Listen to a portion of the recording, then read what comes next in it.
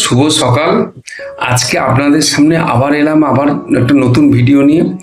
যদিও আমি আগের ভিডিওতে জানিয়েছি যে আমার দুটো লেখা প্রকাশ হলো, সেই লেখা দুটো তখন বলে পাঠ করিনি কবিতা, সেই কবিতাটা আজকে আমি পাঠ করব। আপনারা শুনতে থাকুন, কেমন হয়েছে অবশ্যই কমেন্টস করে জানাবেন। তাহলে শুনতে থাকুন।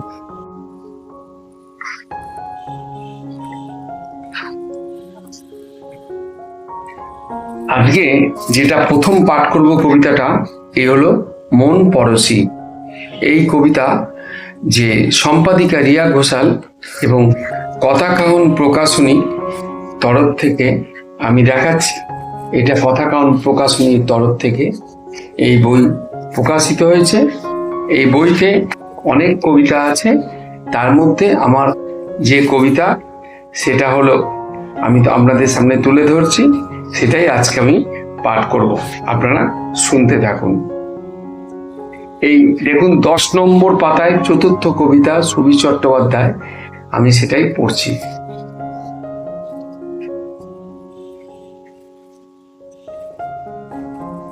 এই হলো আমার কবিতা, ভালোভাবে দেখুন। আমি নিয়ে যাচ্ছি আমার লেখা কবিতার নাম প্রেমের আরাধনা, সুবীর চট্টোপাধ্যায়।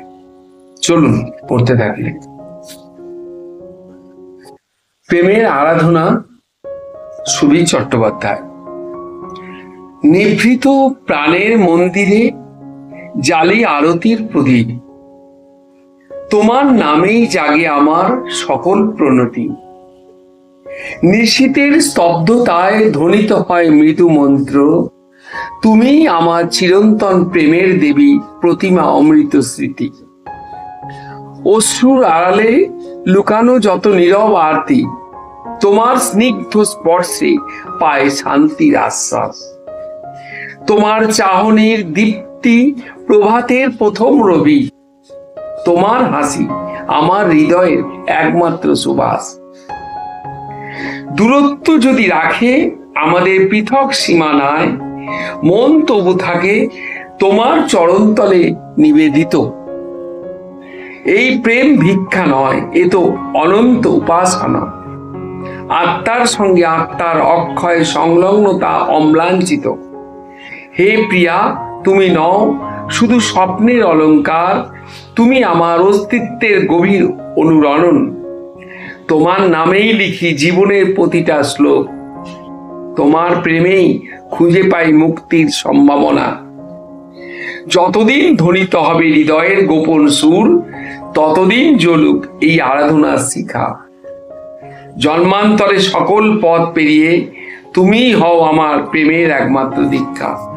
নমস্কার, কেমন হয়েছে অবশ্যই জানাবেন। আজকের মতো ভিডিওটা এখানে শেষ করছি। পরবর্তী পর্বে আবার পরের যে বই, আমি সেই বইটা দেখিয়ে দিচ্ছি আপনাদের।